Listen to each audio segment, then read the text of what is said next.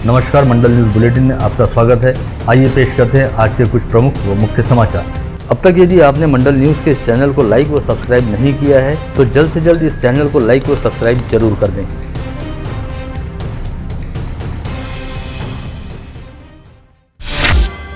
अमरावती शहर व जिले सहित समूचे संभाग में राष्ट्रवादी कांग्रेस पार्टी को मजबूती प्रदान करने के साथ ही क्षेत्र के पार्टी पदाधिकारियों व कार्यकर्ताओं के साथ संवाद साधते हुए पार्टी की मौजूदा स्थिति को जानने हेतु आगामी 10 अप्रैल को पार्टी के राष्ट्रीय अध्यक्ष व सांसद शरद पवार अमरावती जिले के दौरे पर आ रहे हैं। इस उपलक्ष्य में आगामी 10 अप्रैल को अपराह्न 3 बजे संत ज्ञानेश्वर सांस्कृतिक भवन में राष्ट्रवादी कांग्रेस पार्टी की संवाद बैठक होगी, जिसमें पार्टी अध्यक्ष शरद पवार सहित पार्टी के प्रदेशाध्यक्ष जयंत पाटिल क्षेत्र के राकापा पदाधिकारियों व कार्यकर्ताओं के साथ संवाद साधते हुए उनका मार्गदर्शन करेंगे। पार्टी सुप्रीमो के नियोजित दौरे को देखते हुए मूलतः अमरावती निवासी पार्टी के प्रदेश उपाध्यक्ष संजय खोड़के के नेतृत्व में इस समय राष्ट्रवादी कांग्रेस पार्टी द्वारा इस दौरे को सफल बनाने हेतु युद्ध स्तर पर पूर्व तैयारियां की जा रही है। समाजवादी पार्टी के नेता तथा मानखुर्द शिवाजी नगर निर्वाचन क्षेत्र के विधायक अबू आजमी ने अमरावती शहर के अल्पसंख्यक बहुल क्षेत्रों में महावितरण द्वारा की जा रही लोड शेडिंग को बड़ी नाइंसाफी बताते हुए कहा है कि इस समय भीषण गर्मी का दौर चल रहा है और सामने रमजान का महीना है। ऐसे में मुस्लिम बहुल क्षेत्रों में लोड शेडिंग करना एक तरह से अन्यायकारक फैसला है, अतः अल्पसंख्यक बहुल क्षेत्रों में की जा रही लोड शेडिंग को तत्काल बंद किया जाए। मैं आदरणीय अजीत पवार साहब, उद्धव ठाकरे साहब और नितिन राउत साहब से ये निवेदन करना चाहता हूँ कि जो अमरावती के अंदर लोड शेडिंग हो रही है, रमज़ान का महीना है, गर्मी हद से ज़्यादा बढ़ती जा रही है और ऐसे समय में लोड शेडिंग करना मैं समझता हूँ कि बहुत बड़ी नाइंसाफ़ी है और ख़ासतौर से माइनॉरिटी के लोग जो रोज़ा रखते हैं, कितनी उनकी दिक्कत होगी। मैं निवेदन करना चाहता हूँ कि ये लोड शेडिंग कम से कम इस रमज़ान के महीने में बिल्कुल ख़त्म की जाए। लोड शेडिंग तो होनी नहीं चाहिए। हम लोग डेवलपिंग कंट्री बनते जा रहे हैं और हमारे यहाँ लोड शेडिंग हो रही है। मेरा निवेदन है कि आप तुरंत इस पर रोक लगाया जाए और लोड शेडिंग खत्म किया जाए, सबको बिजली बराबर सप्लाई दी जाए।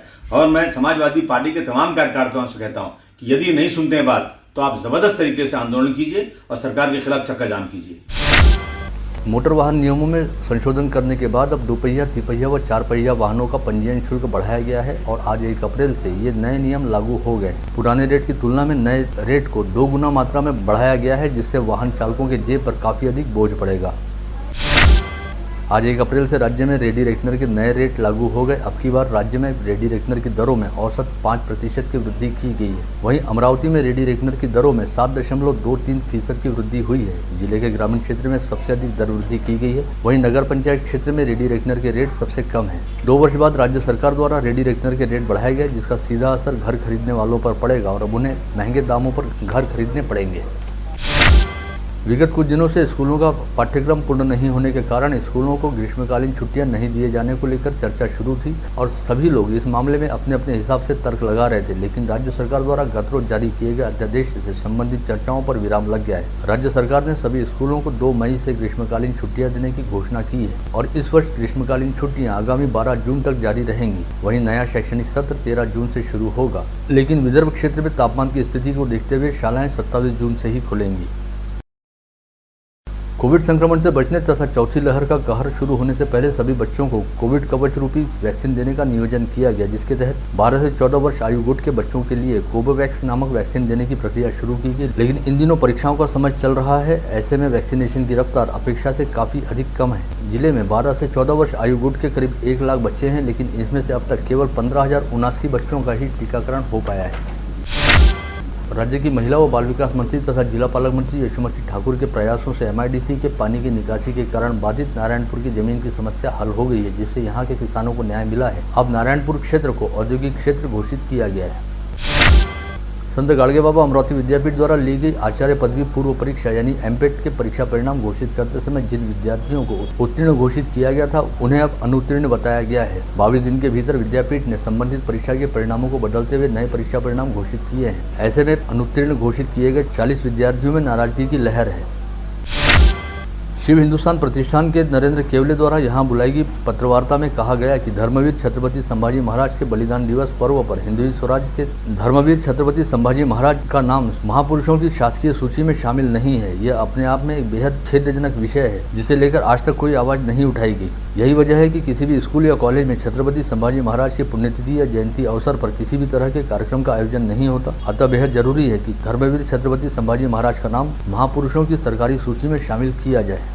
छत्रपती संभाजी महाराजांचं नाव हे शासकीय महापुरुषांच्या यादीत नसल्यामुळे आजही छत्रपती संभाजी महाराजांची जयंती किंवा पुण्यतिथी शाळांमध्ये, सरकारी कार्यालयांमध्ये किंवा सार्वजनिक ठिकाणी, केंद्र सरकारच्या रेल्वे स्टेशन जे कार्यालय असतील तिथे साजरी केल्या जात नाही। या महापुरुषांनी ज्या हाल अपेष्टा सहन केल्या, या महापुरुषांनी पराक्रमाचा जो प्रचंड इतिहास त्या भारतीय जनमानसावर कोरवला, पण आजचं दुर्दैव आणि शोकांतिका अशी की छत्रपती संभाजी महाराजांचा आज शासकीय पातळीवर कोणताही सन्मान होत नाही आहे। ही अतिशय या महाराष्ट्राच्या शिवपुत्राच्या दृष्टीने आणि महाराष्ट्राच्या दृष्टीने सुद्धा अतिशय निंदनीय आणि कर्मदरिद्री बाब आहे। तर आमची ही राज्य शासनाला नम्रतापूर्वक विनंती आहे आणि केंद्र शासनाला सुद्धा विनंती आहे की त्यांनी छत्रपती संभाजी महाराजांचं नाव शासकीय महापुरुषांच्या यादीत समाविष्ट करावं आणि त्यांची जी समाधी आहे की ज्या ठिकाणी औरंगजेबाने त्यांना हाल करून मारलं, त्या समाधीला राष्ट्रीय स्मारक म्हणून घोषित करावं की ज्या योगे इथल्या तरुणांना आपल्या महापुरुषांचं एक वेगळी प्रेरणा, एक चेतना आणि स्फूर्ती त्यांना घेता येईल आणि आपल्या इतिहासामध्ये त्यांची रुची वाढेल आणि त्या योगे आपल्या भारताचं नाव अजरामर होईल। राज्य तहसीलदार व नायब तहसीलदार संगठन द्वारा जिलाधीश कार्यालय पर काले फीते लगाकर धरना आंदोलन किया गया और जिलाधीश के जरिए राज्य के मुख्य राजस्व सचिव व वन विभाग को अपनी मांगों का निवेदन सौंपा गया।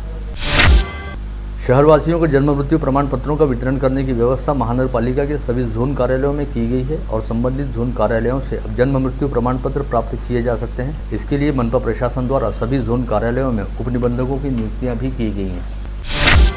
गतरोज अमरावती जिला वकील संघ के नए पदाधिकारियों और सदस्यों का चयन करने हेतु मतदान की प्रक्रिया पूर्ण कराई गई, जिसके उपरांत हुई मतगणना में अध्यक्ष पद के प्रत्याशी शोएब खान ने 70 वोटों की लीड हासिल करते हुए बहुमत के आधार पर अध्यक्ष पद का चुनाव जीता। साथ ही मतगणना पश्चात अन्य पदाधिकारियों और सदस्यों के निर्वाचन की भी घोषणा की गई। चुनावी नतीजे घोषित होने के उपरांत नवनिर्वाचित अध्यक्ष शोएब खान सहित सभी नवनिर्वाचित पदाधिकारियों का जिला वकील संघ के सदस्यों द्वारा गर्मजोशी के साथ स्वागत करते हुए उन्हें इस जीत के लिए शुभकामनाएं दी गई। 2022-23 के अमरावती बार एसोसिएशन के इलेक्शन के अंदर मैं अध्यक्ष के लिए खड़ा था और सभी वकील सदस्यों ने मुझे भारी वोटों से मुझे आज जीत दर्ज कराई है।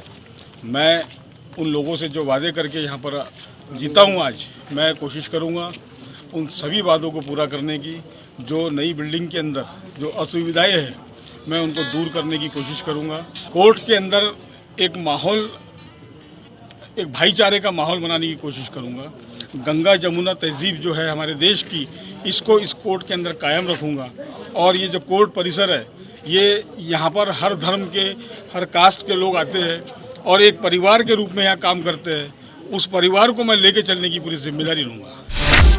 अमरावती जिला वकील संघ के नवनिर्वाचित अध्यक्ष शोएब खान का आज शहर के ख्यातनाम बिल्डर अनवर भाई ने गुलशन टावर स्थित अपने कार्यालय में भावपूर्ण सत्कार किया और उन्हें इस उपलब्धि हेतु अपनी शुभकामनाएं दी। इस समय अनवर बिल्डर सहित उनके मित्र परिवार के कई लोग उपस्थित थे।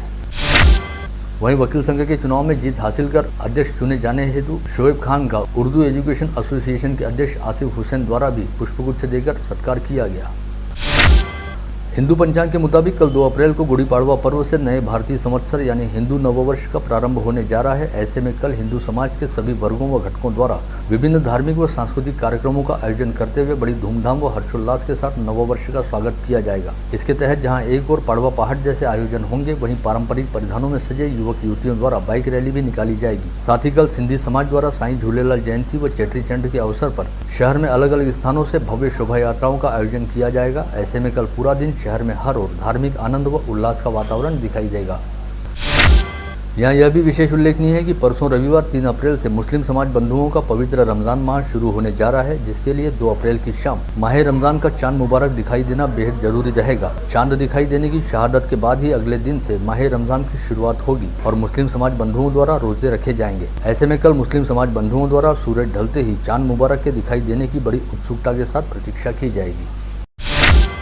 परसों रविवार 3 अप्रैल को पहाड़ परिवार की ओर से रंगोली के संग सुरमई पाड़वा पहाड़ नामक सांस्कृतिक कार्यक्रम का आयोजन किया जा रहा है। शिव टेकड़ी परिसर में सुबह 6 बजे आयोजित इस कार्यक्रम में लगभग 12 सिने गीत, 5 एकल नृत्य व 6 समूह नृत्य की प्रस्तुति दी जाएगी। सिंधी युवा मंच व सिंधी समाज द्वारा झूलेलाल जयंती उत्सव समारोह का आयोजन किया गया, जिसमें विभिन्न सामाजिक व धार्मिक कार्यक्रमों के साथ शिवधारा आश्रम के प्रमुख साईं संतोष कुमार के सत्संग का भी आयोजन किया गया था। छप्पन भोग बनाऊंगी तेरे खातिर बाबा जी, छप्पन भोग बना करके हाथों से खिलाऊंगी, छप्पन भोग बना करके हाथों से खिलाऊंगी तेरे खातिर बाबा जी, छप्पन भोग बनाऊंगी तेरे खातिर बाबा जी, छप्पन भोग बनाऊंगी, छप्पन भोग बना करके हाथों से खिलाऊंगी, छप्पन भोग बना करके हाथों से खिलाऊंगी। गिर कने करो ऐसा, गिर कने करो ऐसा, इतिहास बना दो, गिर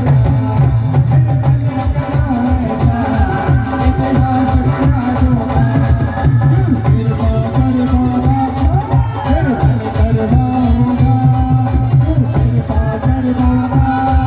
इतिहास बना दो।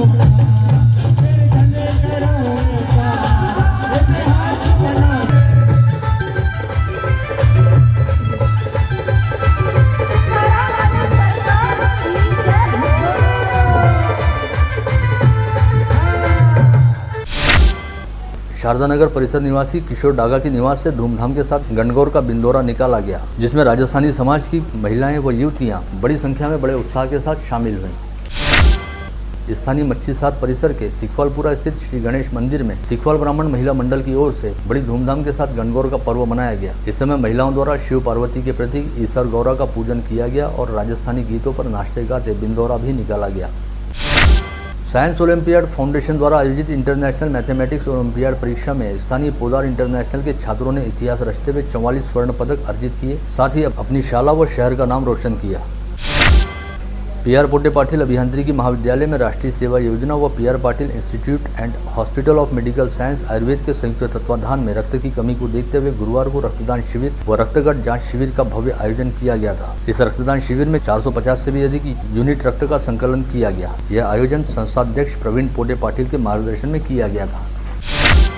चांदूर बाजार तहसील अंतर्गत दिलालपुर नामक छोटे से गांव में कच्चे व टूटे फूटे घर में रहते हुए बेहद विपरीत हालात के साथ जीवन जीने वाली विधवा व निराधार वयोवृद्ध महिला देवांगना डोंगरे की हृदय विदारक कहानी स्थानीय अखबारों और मीडिया के जरिए सामने आने के बाद चांदूर बाजार तहसील के सामाजिक व राजनीतिक क्षेत्र में काम करने वाले लोक विकास संगठन ने इस महिला के घर पर प्रत्यक्ष भेंट दी। साथ ही तहसील के दानवीरों से इस महिला की मदद करने का आह्वान भी किया, जिसे बेहतरीन प्रतिसाद मिला। ऐसे में इस महिला के घर की अच्छे से दुरुस्ती करते हुए उसके घर की पक्की छत बना दी गई है। साथ ही इस घर का नूतनीकरण करते हुए बेहतरीन तरीके से उसे रंग रोगन भी किया गया है। ऐसे में आगामी 4 अप्रैल को यह महिला अपने इस पक्के घर में गृह प्रवेश करने हेतु जा रही है। स्थानीय संत गाड़गे बाबा अमरावती विद्यापीठ में कई अधिकारियों व कर्मचारियों के कार्यकाल का आज अंतिम दिवस रहा। ऐसे में उनके सेवानिवृत्ति अवसर पर कुलगुरु दिलीप मालखेड़े के हाथों शॉल, श्रीफल, स्मृति चिन्ह व गौरव प्रमाण पत्र प्रदान करते हुए सभी सेवानिवृत्तों का सत्कार किया गया। साथ ही इस समय सभी सेवानिवृत्तों की पत्नियों का भी विद्यापीठ की ओर से साड़ी व चांदूर की सिंदूरदानी देकर सम्मान किया गया। संत गाड़गे बाबा अमरावती विद्यापीठ के विद्यार्थी विकास संचालक पद पर राजीव बोरकर की नियुक्ति किए जाने का युवक कांग्रेस द्वारा विरोध दर्शाया गया है। युवक कांग्रेस का कहना है कि राजीव बोरकर अखिल भारतीय विद्यार्थी परिषद के प्रांत उपाध्यक्ष हैं, अतः विद्यार्थी विकास संचालक पद पर राजनीतिक रूप से अलिप्त व निष्पक्ष रहने वाले किसी व्यक्ति की नियुक्ति की जाए।